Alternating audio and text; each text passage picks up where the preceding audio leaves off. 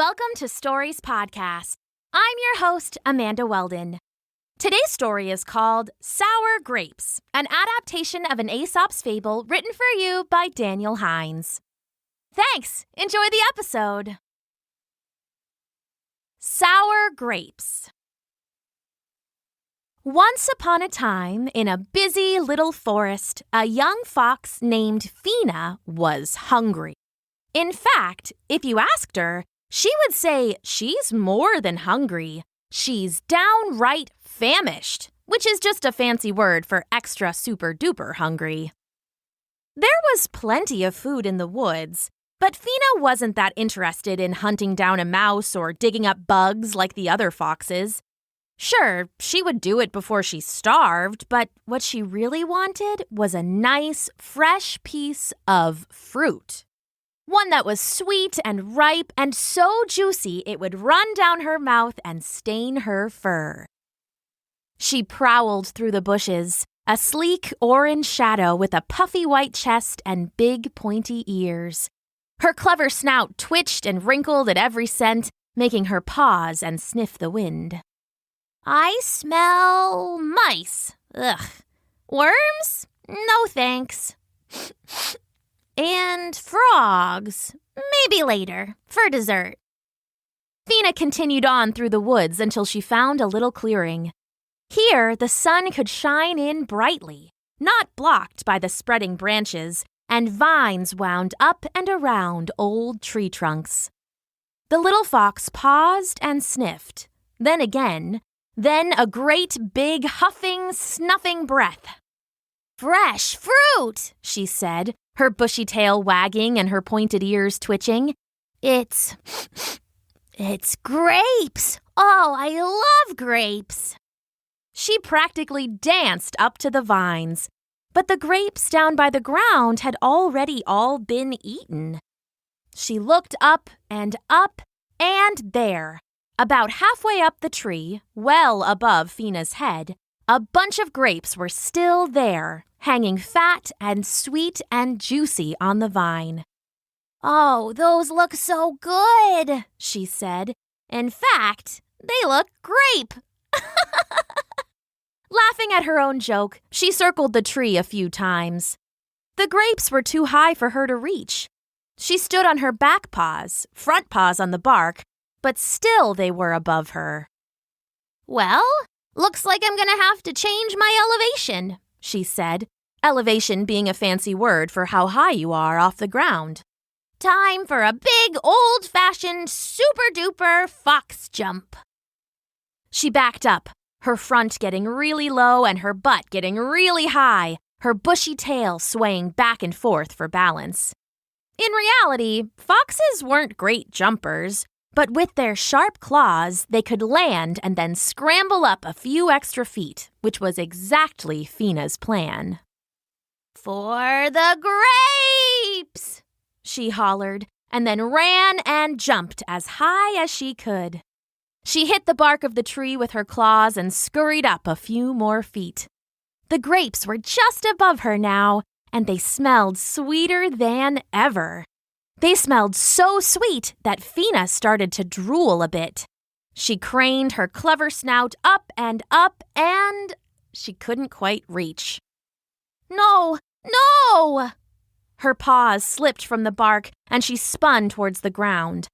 Before she could crash down, though, she landed on something dark and fuzzy and huff-snuffing at the ground. She laid there for a second, dizzy and confused, until the dark and fuzzy something turned its head to look at her. Oh, hello, said the big bear she had landed on. Why are you on my back? Is it comfy? No, don't answer that. If it's comfy, I don't want to know, since I'll never be able to lay on my own back. Oh, sorry, said Fina, hopping down from the bear to the ground. I wasn't trying to be on your back. I was trying to get the grapes way up in the tree. Someone ate all the low ones. Someone ate the low grapes? Said the bear, his mouth stained purple with grape juice. Wow, sounds pretty selfish of them. Fina thought about mentioning the bear's sopping muzzle, but decided against it. The bear seemed friendly enough, but with those huge paws, even an annoyed swat would send Fina rolling into next week. "Well, see you later," the bear said. "I hope your other tries aren't as fruitless. Get it? Fruitless? Ha ha." "Oh, I get it," said Fina. "It's not funny, but I get it." She shook her head as the bear walked away. When something was fruitless, that meant it was failing. It was a good pun, but Fina already knew she had failed and didn't want to be reminded of it. Once the big bear was gone, Fina looked up at the grapes again and thought up a new plan. She couldn't jump or climb high enough, but could she knock the grapes down? She said to herself. "It would have to be a pretty good shot, but maybe I could do it." Fina had never been much of a thrower. She was far better at catching, but she found a small stone that seemed like it would work. Backing up a bit, she took careful aim at a particularly juicy cluster of grapes that was so heavy the branch was already sagging. It definitely looked like one good throw would send them falling to the ground and into Fina's mouth. "For the grapes!" she cried again, and then she let the stone fly. It whizzed through the air, well below the grapes, crashed through 2 other trees, and then smashed right into a hive of angry bees. Well, to be clear, the bees didn't start angry, but a stone crashing into your house would infuriate just about anyone. Infuriated is a fancy word for super-duper angry, and that's definitely what the bees were now. They swarmed out, wings buzzing and stingers at the ready. "Buzz, who did that? Buzz, there, that fox! Buzz, get her!" "Yipes!"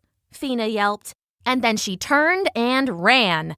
The bees chased her through the woods as she leapt over logs and snaked under roots. They kept coming until finally she plunged herself into a muddy little pond. The bees couldn't swim, and besides, they saw her sink into the stinky muck and decided she'd had punishment enough already. They started to buzz away. "Sorry," Fina called. "I'm just trying to get some grapes." "Bzz, well, maybe you should try raising your throw," one said, and the others laughed. "Get it? Raisin, bzz." "Oh, I get it," Fina mumbled, shaking the muck off her sleek orange coat and the puffy white fur on her chest. "It's not funny, but I get it." Fina made her way back towards the grapes.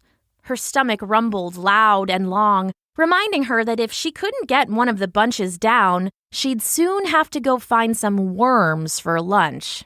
Yuck. As she walked back to the clearing, she stepped on a springy little sapling, which is a very young tree that is still more flexible than hard. The sapling bent under her paw and then snapped back into place with a whip sound. It moved so fast, Fina jumped back, surprised. It snapped up almost like a catapult. And then Fina got a great and terrible idea.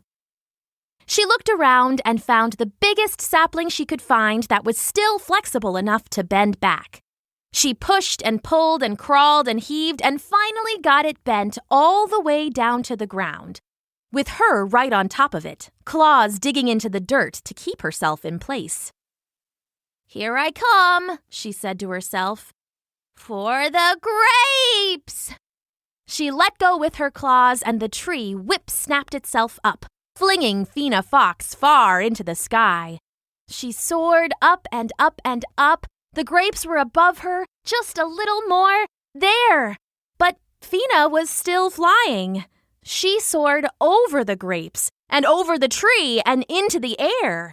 She might have kept going clear across the forest, but she smacked into a large goose that had just decided to fly south for the winter. The pair smashed together, beak to snout and feather to fur and belly to wing. Squawking and yipping, they spiraled to the ground, the goose having just enough sense left to stop them from crashing. "What do you think you're doing?" cried the goose, shaking herself free. Watch where you're flying! I swear, is it your first time? Wait, you're a fox. That's right, said Fina, stretching a sore paw. Foxes don't fly. Oh, you're right about that, said Fina, heaving a bitter sigh.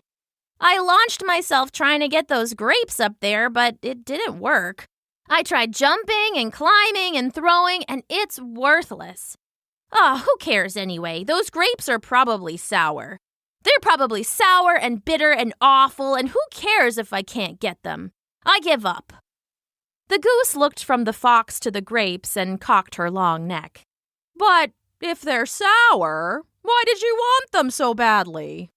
Well, I wasn't thinking, Fina snapped. Of course, she could still smell the grapes, sweet as ever, but since she couldn't have them, she had to convince herself they were bad to begin with. They're sour grapes, and I don't want them anyway. I'm gonna go eat a frog or something. The goose looked at Fina for a minute and then flapped up the tree to where all the grapes were still growing. She took one in her mouth and swallowed it down. Oh, they taste pretty sweet to me, the goose said. Are you sure you don't want some? Well, said Fina, if you wouldn't mind. Not at all, said the goose. She reached down with her beak and snipped a few stems, sending the bunches of grapes bouncing into the grass below. Just stay out of the sky, the goose said again, and then took off back into the air. And quit whining about sour grapes. Get it? Whine? Whining? Ha ha ha! She vanished into the sky, laughing as she went. I get it, Fina called back, smiling now. Good one. She bent down and popped a grape into her mouth. It was juicy and so sweet. She ate another and kept on going until her clever snout was sticky with juice and her belly was bulging, and she couldn't even think about having a frog for dessert. Fina went home, happy and full. To this day, people still use the term sour grapes to describe someone like the little fox, who claims something is bad just because they can't have it for themselves.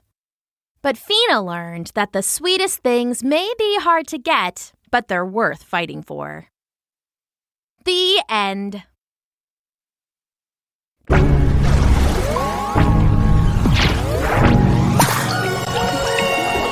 Thanks for listening.